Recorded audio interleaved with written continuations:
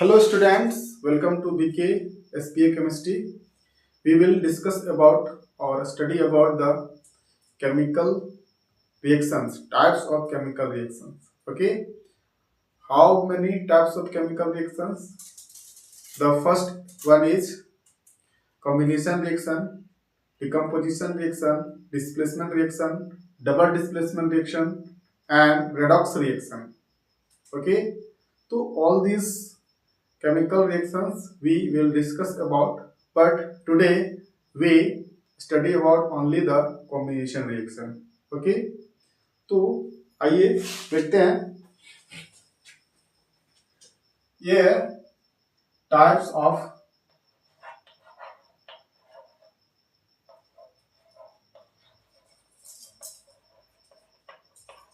Chemical reaction.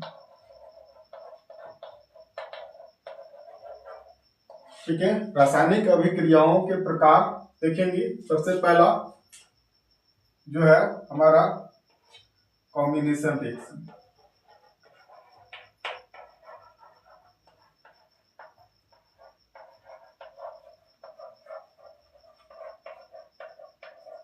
ठीक है, इसका जनरली डिफाइन कैसे करेंगे हम लोग, अपने ही ऑन वर्ड में कर सकते हैं कि those chemical reactions in which two and more than two elements or compounds combine to form a single molecule. Okay, and also it possible to form one more compound. Okay, so that are the chemical reaction are known as combination reactions. ठीक है, जैसे एक simple सा example लेते हैं।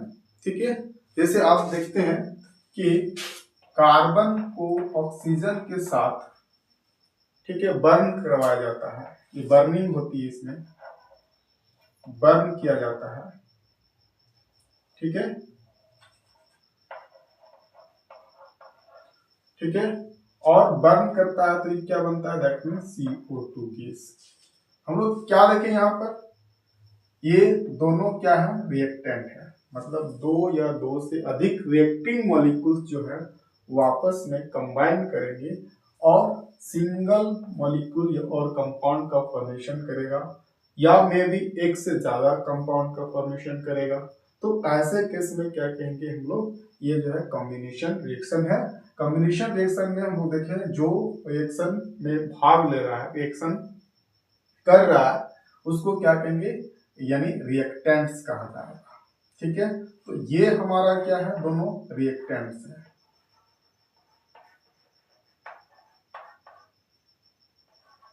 ये reactants है, ये रिएक्टेंट्स दोनों कहलाएंगे, और ये हो जाएगा हमारा प्रोडक्ट। ठीक है, रिएक्टेंट एंड प्रोडक्ट के बीच में जो ये एरो है, ये दिखा रहा है कि रिएक्शन जो है प्रोसीड हो रहा है। ठीक है, ये एरो है। ठीक है, ये रिएक्शन को प्रोसीड कराने का साइन को दिखा रहा है। ठीक है, फिर दूसरा एग्जांपल जो होगा हाइड्रोजन प्लस ऑक्सीजन। ठीक है, इस प्रकार से ये भी क्या होगा, बर्न करेगा, हाइड्रोजन ऑक्सीजन के प्रेजेंस में बर्न करता है, और बर्न करके क्या देगा ये, यानी H2O मतलब वाटर देगा, प्लस हीट एंड लाइट ये भी देगा, हीट प्लस लाइट ये भी देगा, हीट एंड लाइट। ठीक है, तो इस प्रकार से जो है कॉम्बिनेशन रिएक्शन देखते हैं। ठीक है, ठीक उसी प्रकार से अगर हम लोग देखें CH4 प्लस क्या हो जाएगा, दैट मीन्स ऑक्सीजन गैस, ये कंबाइन करके मिलेगा, दैट मीन्स यहाँ पर CO2 प्लस H2O। यहाँ भी कॉम्बिनेशन रिएक्शन ही कहलाएगा। ठीक है, यहाँ पर यानी मीथेन और ऑक्सीजन जो है दोनों कंबाइन करके क्या बनाया, यानी कार्बन डाइऑक्साइड एंड H2O, इस प्रकार से। ठीक है, और सारे कॉम्बिनेशन रिएक्शन डिफिनेशन में हमने पहले भी इसको डिस्कस कर चुका है।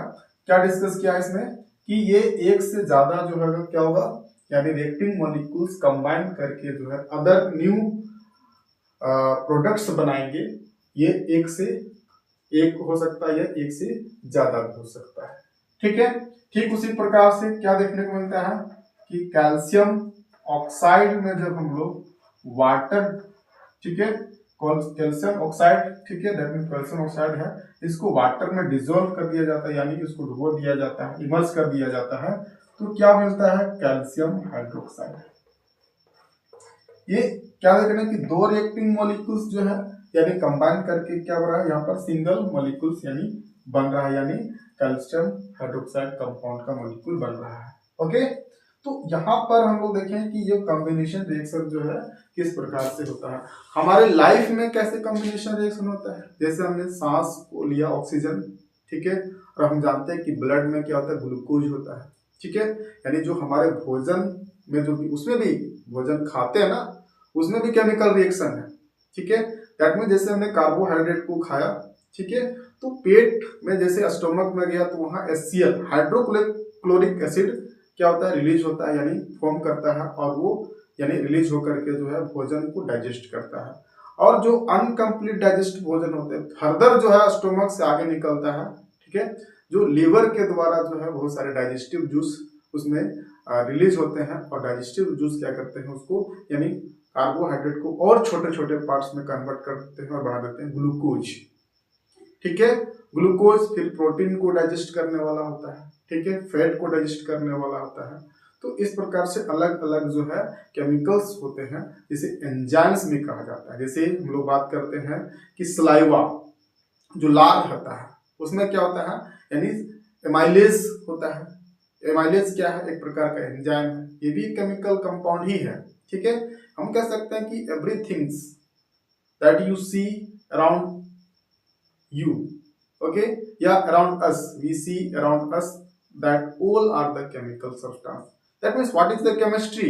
Chemistry, that means a study of matter, यानी किसी भी पदार्थ का अध्ययन करना, चाहे वो चावल, दाल, पत्थर हो, चौक हो, ठीक है, इन सभी का स्टडी करना ही क्या कहलाता है, केमिस्ट्री कहलाता है, ठीक है ना, इस स्टडी को ही केमिस्ट्री कहा जाता है।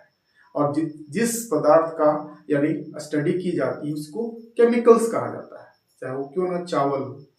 बट यहाँ पर एक चीज बहुत सारे जो देखते हैं कि मिसकंसेप्शंस होते हैं बच्चों में खास तौर पर, और जो इसके बारे में नहीं जानते हैं उसके लिए क्या होता है, केमिकल्स, अरे बाप रे, केमिकल्स रिएक्शन हो जाए, मतलब हम केवल और केवल जो केमिकल्स को नेगेटिव फॉर्म में ही हम लोग जानते हैं, और हम लोग को उस चीज को बताया जाता है, वैसा ही बताया जाता है कि केमिकल्स है कि नहीं, केमिकल से बना हुआ है। अरे भाई, all the things that are chemicals that you see around us, around you, that all are chemical. Chemical का स्टडी ही करना ही केमिस्ट्री कहलाता है। ओके, तो हमारे लिए कुछ रिएक्शंस जो होते हैं जो हार्मफुल होता है, जैसे हमारा भोजन जब अनडाइजेस्टेबल होता है, भोजन नहीं पचने लगता है, तो वहां पर क्या होता है कि तो केमिकल रिएक्शन का डिसऑर्डर हो जाता है, मतलब वो प्रॉपरली रिएक्शन जो डिसऑर्डर में जिस रेगुलर वे में कर रहा होता है वैसा रिएक्शन नहीं कर पाने लगता है, तो हमारे शरीर में गैस बनता है। जो हमारा शरीर गैस जब बनता है तो हमारे शरीर के लिए अनकंफर्टेबल महसूस करवाता है, पेट दर्द होने लगता है, ठीक है। तो इन सारे जो है स्टडी जो है ये केमिकल्स के द्वारा ही जो है यानी हो पाता है, यानी केमिकल्स के स्टडी को ही क्या कहते हैं हम लोग, केमिस्ट्री कहते हैं, ठीक है।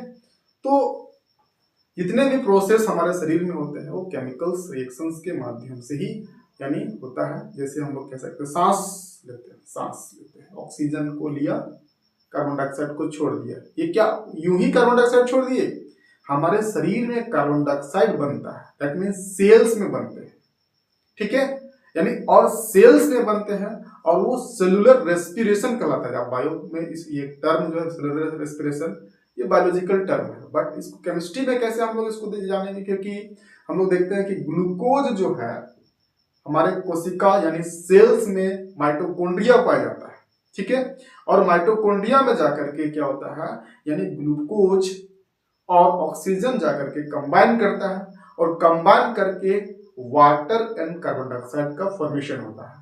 अब वहां पर लगातार कार्बन डाइऑक्साइड बन रहे हैं सेल्स में, उसको बाहर निकालने की जरूरत है, क्योंकि हमारे शरीर के लिए जो है ये बेनिफिशियल नहीं होता है कार्बन डाइऑक्साइड, ठीक है, ब्लड को जहरीला बना देता है, इसीलिए इसको बाहर निकालने की आवश्यकता होती है। इसलिए क्या करता है, नाक के द्वारा हम इसको सांस लेकर के जो है बाहर निकाल देते हैं, ठीक है।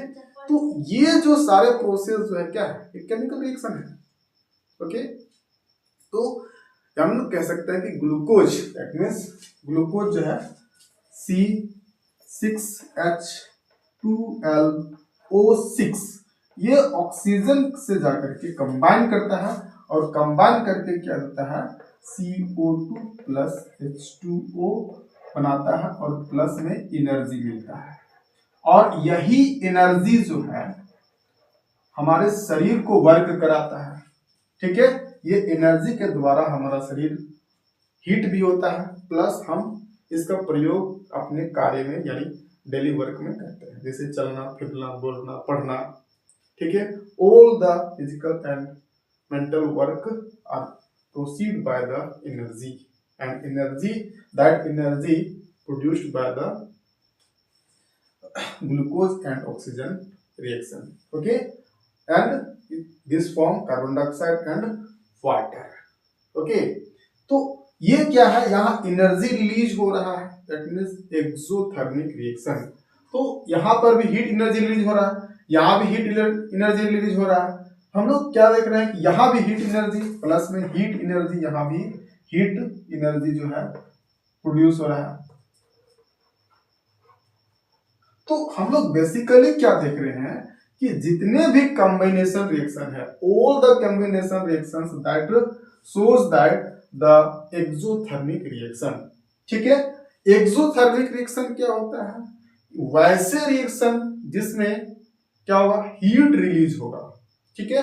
तो वैसे रिएक्शन को क्या कहेंगे हम लोग, यानी एक्सोथर्मिक रिएक्शन, ठीक है। ऊष्माक्षेपी अभिक्रिया है, तो ये सभी क्या है, ऊष्माक्षेपी अभिक्रिया है। हमारा जो सांस लेने की जो प्रक्रिया है यानी सेलुलर रेस्पिरेशन है, वो भी क्या है, एक एक्सोथर्मिक रिएक्शन ही होता है, ओके।